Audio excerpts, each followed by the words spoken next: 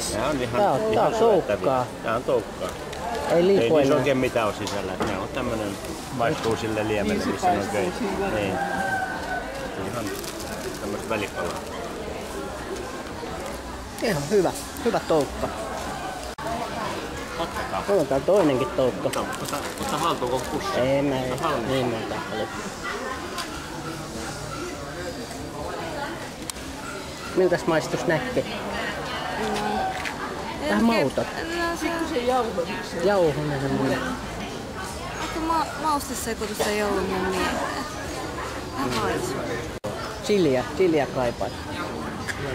Kutsu silloin propa, apu pro. Se on raikaan makuun, yrtti, kurkku, karamelli.